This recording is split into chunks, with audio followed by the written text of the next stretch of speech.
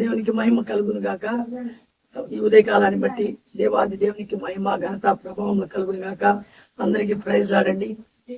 చూడండి అందరూ బాగున్నారని ఈ ఉదయకాలం మళ్ళా మనం కలుసుకున్నట్టుకు దేవుడు మన అందరికి ఇచ్చిన ఆయుష్ను బట్టి, దేవుడు ఇచ్చిన మహాకృపను బట్టి దేవాది దేవునికి మహిమ ఘనత ప్రభావం కలుగును గాక. చూడండి, దేవునితో నడుస్తున్నటువంటి మనము నిత్యము ఆనందిద్దాము. కారణం ఏంటంటే ఈ లోకంలో దేని మీద ఆధారపడితే ఆ ఆధారాలన్నీ మన దగ్గర నుంచి వెళ్ళిపోవచ్చు. కానీ దేవుని మీద ఆధారపడిన వాడు ఎప్పటికీ కూడా ఆ యొక్క ఆధారం తప్పిపోదు. ఆధారం గట్టిగా మనల్ని పట్టుకుంటుంది. మనం ఒకవేళ చేయి విడిచిపెట్టినా ఆధారం మనల్ని గట్టిగా పట్టుకుంటుంది. అదే దేవునిలో ఉండేటువంటి ప్రత్యేకత. కాబట్టి దేవుని మీద మనం ఆధారపడినప్పుడు, మనం ఒక్కొక్కసారి త్రుట్టిలు పడిపోయినప్పుడు కూడా ఆ దేవుని ప్రేమ మనల్ని వెంటాడుతుంది, మనల్ని పట్టుకొని లేపుతుంది. అదే ఆయనకు మనకు ఉండేటువంటి మధురమైనటువంటి ప్రేమ. కాబట్టి ఆ ప్రేమ పవిత్రమైన ప్రేమ. ఆ ప్రేమను మనం ఎప్పుడైతే నిర్లక్ష్యం చేస్తామో మనమే ఇబ్బంది పడతాము. మనం ఇబ్బంది పడినప్పుడు కూడా ఆ మహోన్నతుడు మనల్ని బట్టి బాధపడతాడు. బిడ్డలు నన్ను విడిచి వెళ్ళిపోతున్నారని. కాబట్టి మనం ఆయన ఎప్పటికీ విడిచిపెట్టే వారంగా ఉండకూడదు. ఆయన మీదే ఆధారపడాలా, ఆయనతో మనం నడవాలా. అప్పుడే ఆయనకు ఆనందము, మనకు సురక్షితమైన స్థితి.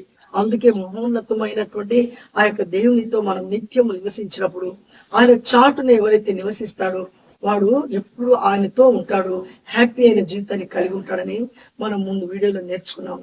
కాబట్టి ఈరోజు మనము లూకాసు వార్త 15వ అధ్యాయంలో 11వ వచనంలో ఒక మాట ఉంటుంది. ఉపమానం చెప్తాడు. ప్రభువైన యేసుక్రీస్తు లోకంలో ఆయన చెప్పినటువంటి బోధలో ఎక్కడ కూడా ఉపమానం లేకుండా, అంటే పోల్చి చెప్పకుండా ఏది ఆయన చెప్పలేదు. అంటే ప్రతి మనుషుడికి అర్థమయ్యే రీతిలో ఆయన దేవుని యొక్క మర్మాలు, ఆ పరలోక రాజ్య మర్మాలు మనకు తెలియచేస్తాడు. చూడండి, అక్కడ ఒక తండ్రి ఉంటాడు.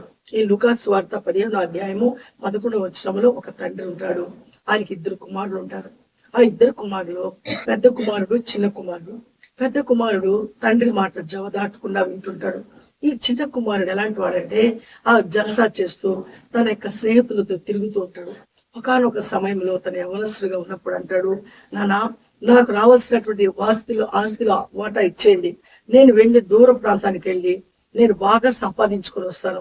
ఇక్కడ అన్న మీతో ఉంటున్నాడు, మీరు వ్యవసాయం చేసుకుంటారు. నేనైతే వెళ్ళి ఆ యొక్క పట్టణంలో మంచి వ్యాపారం చేస్తాను, నా వాటా నాకు ఇచ్చేమని అడుగుతాడు. ఆ తండ్రి ఎంత చెప్పినా వినడు. నువ్వు వెళితే అది నీ వల్ల కాదు నానంటే కూడా ఒప్పుకోడు. నాకు ఇచ్చేయండి, నేను వెళ్ళిపోతాను అంటాడు. సరే నన్ను తండ్రి తన వాటా తనకి ఇచ్చేసి పంపించేస్తాడు. ఆ వాటా తీసుకుని వెళ్ళిపోతాడు. పెద్ద కుమారుడైతే తండ్రినే కనిపెట్టుకుని ఉంటాడు.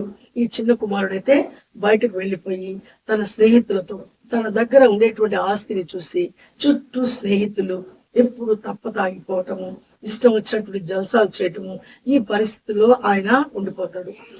ఆయన దగ్గర తీసుకువెళ్ళిన ఆస్తి కొంచెం అది మొత్తం సమస్తము కంప్లీట్ అయిపోతుంది.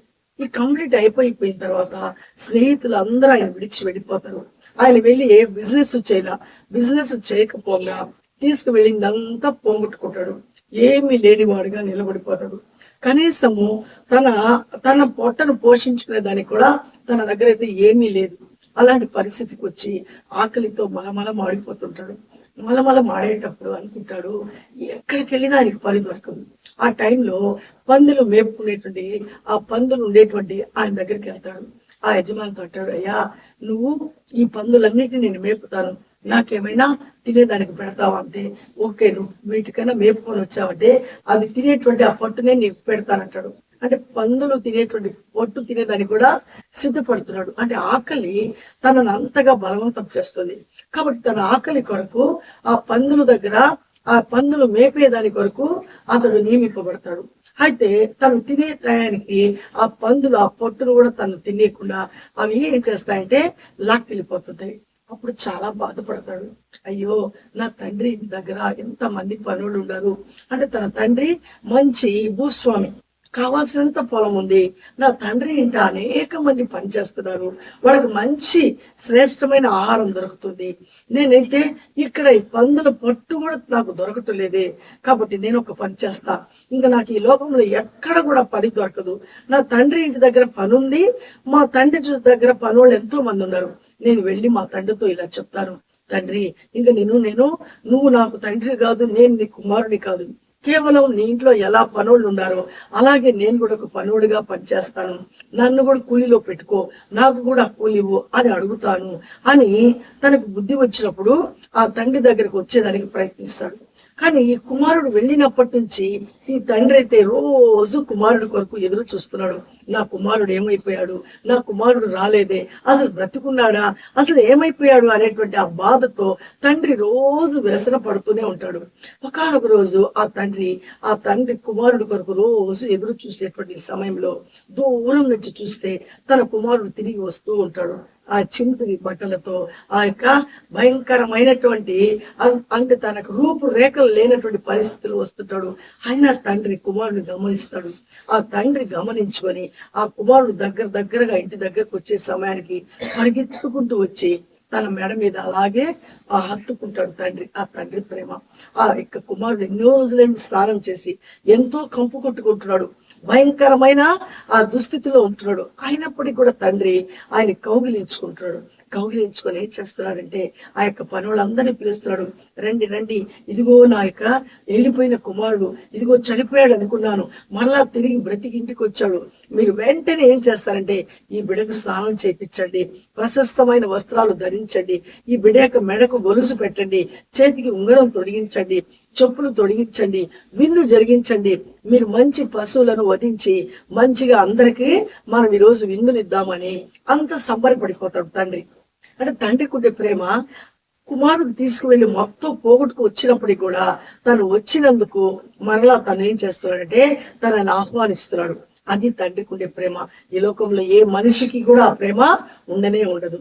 ఇలా సందడి జరిగే సమయంలో అంటే పొలానికి వెళ్ళినటువంటి అన్న, అంటే ఆ యొక్క పెద్ద కుమారుడు తిరిగి ఇంటికి వచ్చే టయానికి ఇంటి దగ్గర చాలా హడావుడిగా సందడిగా ఉంటుంది. పని వాళ్ళు పిలిచి అడుగుతాడు, ఏమైంది, ఎందుకు ఇంత సందడి జరుగుతుందని. ఇదిగో మీ తమ్ముడు వెళ్ళిపోయాడు కదా, మరలా తిరిగి వచ్చాడు, అందుకని మీ నాన్న ఈ సంబరాలు చేస్తున్నాడు అని అక్కడ పనివాడు చెప్పినప్పుడు ఆ యొక్క తండ్రి ఆ యొక్క కుమారుడు అంటే అన్నకి ఆ సంతోషం రాదు, తమ్ముడు తిరిగి వచ్చాడని. వెంటనే చాలా అతడు ఆ హృదయంలో నొచ్చుకుంటూ బాధపడుతూ తండ్రి దగ్గరికి వెళ్తాడు.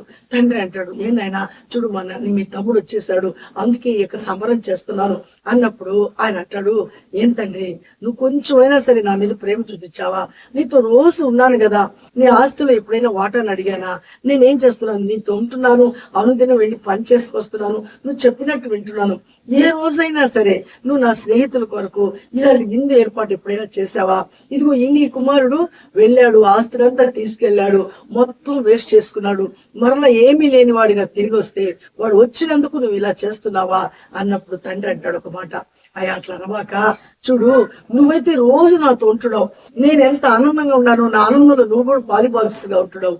ఇతడైతే బయటికి వెళ్ళినప్పుడు ప్రతిరోజు నరకాన్ని అనుభవించాడు, ప్రతిరోజు భయంకరమైన పరిస్థితుల్లో ఉంటున్నాడు, కానీ బ్రతికి వచ్చాడు. ఒకవేళ చనిపోయి ఉంటే మనం ఈ యొక్క పండగ చేసిన వాళ్ళం కాదు, మళ్ళా బ్రతికి వచ్చాడయ్యా, అందుకోసం ఈ సంబరం చేస్తున్నాను, నువ్వు నాతో ఉన్నావు కాబట్టి, నాతో ఉన్నందుకు నా దగ్గర అన్ని నీయే కదా, నువ్వు ఎందుకు ఇలా ఫీల్ అవుతున్నావు అంటాడు. అప్పుడు ఆ తండ్రి ప్రేమను చూసి ఆ కుమారుడు తల ఉంచుకుంటాడు. కాబట్టి ఆ యొక్క కుమారుడిని ఎలా ఆయన అప్పుడు అంటాడు ఆ కుమారుడు, నానా ఆ వచ్చినటువంటి కుమారుడు, ఇక మీదట నీకు నేను పనుడిగా మాత్రము ఉంటానే గాని నీకు నేను కుమారుడుగా ఉండన్నానా, దయచేసి నన్ను క్షమించు అంటాడు. అంటే మారు మనసు వచ్చేసింది కుమారుడికి. బయటకు వెళితే నేను అంతా పోగొట్టుకున్నాను, నా యొక్క స్నేహితులు ఎంతో మంది నాకు వచ్చారు నా దగ్గరికి, కానీ ఒక్కడు కూడా నా దగ్గర లేనప్పుడు ఎవ్వరు నా దగ్గర లేడు, అందరూ వెళ్ళిపోయారు, కానీ మరలా నేను తిరిగి వస్తే కూడా నువ్వు నన్ను క్షమించి నన్ను చేర్చుకుంటున్నావు, కాబట్టి ఇక మీదట నాకే అసలు మొహం చల్లట్లేదు నానా, అయితే నేను నీ దగ్గర పనుడిగా ఉంటాను, ఆ కూలీలకు పని ఇచ్చినట్లు నాకు ఆ పనివ్వు, వాళ్ళకి ఇచ్చినట్టు జీతం నాకు కూడా ఇవ్వు, నేను బ్రతుకుతాను అంటాడు. కానీ తండ్రి అలా చేయడు, నువ్వు నా కుమారుడువేనయ్యా అని ఆయన హత్తుకుంటున్నాడు. మరలా ఆయనకి పోగొట్టుకున్నటువంటి ఆ కుమారత్వాన్ని మరలా ఇచ్చి ఆయన మరలా గొప్ప చేస్తున్నాడు. అది తండ్రికి ఉండేటువంటి ప్రేమ. కాబట్టి ఈ లోకంలో తండ్రులు కూడా అలాంటి వాళ్ళుగా ఉంటున్నారు, కానీ పరలోకపు తండ్రి ఎల్లప్పుడూ కూడా మనల్ని ప్రేమిస్తాడు, మన పరిస్థితి ఎలా ఉన్నప్పుడు కూడా నిజమైన మారు మనసు పొందాలా.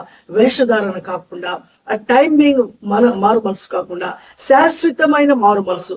ఇంకా ఎట్టి పరిస్థితుల్లో పాపము జోలికి పోకుండా, ఆ యొక్క దేవుని యొక్క మాటకు జవదాటకుండా జీవించాలా అనేటువంటి ఆ దృఢమైనటువంటి ఆ ఒప్పందం మన హృదయంలో కలిగినప్పుడు అదే మారు మనసు. అప్పుడే దేవుడు మనల్ని బట్టి గొప్ప సంతోషాన్ని పొందుకుంటాడు. కాబట్టి మనము అక్కడ ఆ రోజు సంతోషానికి ఆ యొక్క కారణం ఏమైనా ఉందంటే, మరలా అంటే చనిపోయి ఉంటే ఏమీ చేయలేము. బ్రతికి వచ్చినందుకు, మారు మనసు పొంది వచ్చినందుకు. కాబట్టి ఈ లోకంలో మన ప్రాణం ఉండంగానే మనం ఏం చేయాలా? మన యొక్క పాపాలు ఒప్పుకోవాలా. ఇక పాపం జోలికి పోమని దేవునితో ఒప్పందం చేసుకోవాలా. దేవునితో మనం బ్రతికేదానికి సిద్ధపడినప్పుడు దేవుని యొక్క కృప, నువ్వు చేసినటువంటి పాపాలన్నీ ఆయన వీపు వెనక వేసుకుంటాడు. ఇంకా ఎప్పటికీ జ్ఞాపకం చేసుకోడు. నువ్వు నిన్నలా చేసావు, నువ్వు మొన్నలా చేసావు, నువ్వు అంతకుముందు ఎలా చేసావు గుర్తు చేయడు. ఇంకా ఆయనకి అవన్నీ అవసరం లేదు. ఈ రోజు నుంచే కొత్త లెక్క స్టార్ట్ చేస్తాడు. కాబట్టి నువ్వు మారు మనసు పొందిన రోజు నుంచి ఇక ఏ మాత్రం పాపానికి చోటు ఇవ్వకుండా ఆయనతో నువ్వు నడిస్తే ఆయన యొక్క మహా ఆనందము నీకు ఎప్పటికీ సొంతం అవుతుంది. కాబట్టి ఆ ఆనందాన్ని నేను పొందుకోవాలంటే మనం ఆయన మాట విందాము. ఆ తప్పిపోయిన కుమారులమే అందరం ఈ లోకంలో.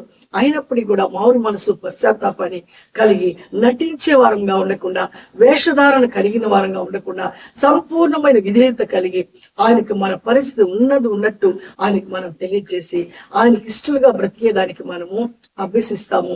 ఆయన కృపకు పాత్రలం అవుతాము. ఆయన దగ్గరికి వచ్చిన వారిని ఎప్పటికీ త్రోసివేసేవాడు కాదు. ఎవరు ఏ పరిస్థితుల్లో వచ్చినప్పటికీ కూడా చేర్చుకుంటాడు. ఆయన ప్రేమను చూపిస్తాడు. అలాంటి దేవుని కలిగిన మనము ధన్యులము. అలాంటి ధన్యత మనకు ఎల్లప్పుడూ ఉండాలని ప్రార్థిద్దాము. ఈ ఉదయకాలం ఆయన మనకి ఇచ్చినటువంటి ఈ యొక్క మాటలు మన వినికిలో సమృద్ధిగా దీవించబడును గాక. ఆమేన్. ప్రార్థిద్దాము. మహాగణుడు, అత్యుమ్మ కలిగిన దేవ, జీవాధిపతి, నీ స్తోత్రం నాయన. నీ మహాకృపలో, అద్భుతమైన ప్రేమలో ఈ ఉదయకాలాన్ని బట్టి నీకు వందనాలయ్యా. ఇదిగో తండ్రి, లూకా సువార్త 15వ అధ్యాయంలో ఆ తప్పిపోయిన కుమారుడు మరలా తిరిగి వచ్చినప్పుడు తండ్రి చేర్చుకున్న విధానము, ఆయన యొక్క ప్రేమను నాయన ఎలా తెలియచేశాడో అయ్యా మాకు గుర్తు చేసినందుకు మీకు వందనాలు ప్రభా. ఈ దినం మేము ఏ పరిస్థితిలో తప్పిపోయినామో మీకు బాగా తెలుసు ప్రభా. ఎవరైతే నిజముగా మొరపెట్టి నిజమైన మారు మనసు, పశ్చాత్తాపాన్ని పొందుతున్నారో వారందరికీ నా తండ్రి మీ కృపనిస్తున్నందుకు మీకు కృతజ్ఞతాస్తులు చెల్లిస్తున్నానయ్యా. ఏ గృహంలో, ఏ మనస్సులో, ఏ విధమైనటువంటి నాయా హృదయంలో బాధతో, అయా చింతతో జీవిస్తున్నారు, అవన్నీ యేసు నామంలో తొలగిపోను గాక. ప్రతి ఒక్కరి కుటుంబంలో గొప్ప సంతోషము, సమాధానం దయచండి. నమ్మకమైనటువంటి జీవితాన్ని కలిగి ఉండటకు, ఏ మాత్రం ఏమారిపాటి జీవితం కలిగి ఉండకుండా భయభక్తులు కలిగిన జీవితము, నీ యందు భయభక్తులు కలిగి నీకు ఇష్టమైన జీవితం జీవించే స్థితి ప్రతి ఒక్కరికి అనుగ్రహించమని, మరలా మీ చిత్తమైతే ప్రభా మేమందరం కలుసుకునే పర్యంతరము మీ కాపుదల, భద్రతాక్షము నీ బిడ్డలకు మాకు అనుగ్రహించమని యేసయ్య పరిశుద్ధ నామములో అడిగి బ్రతిమాలు వేడుకుంటున్నాం మా ప్రభు తండ్రి. ఆమేన్. అందరికీ ప్రైజ్ లాడండి. దేవుడు మనకు తోడై ఉండును గాక. కాబట్టి తప్పిపోయిన కుమారుడు ఏ విధంగా ఆ మారు మనసు పొంది మరలా దేవుని సన్నిధానానికి వచ్చి ఆయన యొక్క తప్పులు ఒప్పుకున్నాడు, మనము కూడా ఈ రోజు మన పాపములు ఒప్పుకొని ఆయనకి ఇష్టలుగా ఆయనకి మహిమ తెచ్చేటువంటి జీవితాన్ని మనం కలిగి ఉందాము. కాబట్టి ఆయన యొక్క ప్రేమ నిరంతరము మనకు తోడుగా ఉంటుంది. ఆ ప్రేమలో మనం నిలిచి ఉండాలని ఎల్లప్పుడూ దేవుణ్ణి ప్రార్థిద్దాము. మరలా మనం కలుసుకునే పర్యంత కాపుదల, భద్రత, క్షేమం మనకు తోడుగా ఉండును గాక. షేర్ చేయండి, లైక్ చేయండి, సబ్స్క్రైబ్ చేయండి. మరలా మనం కలుసుకునే పర్యంతరం దేవుని యొక్క కాపుదల మనకు సదాకాలం తోడుగా ఉండును గాక. షాలోమ్.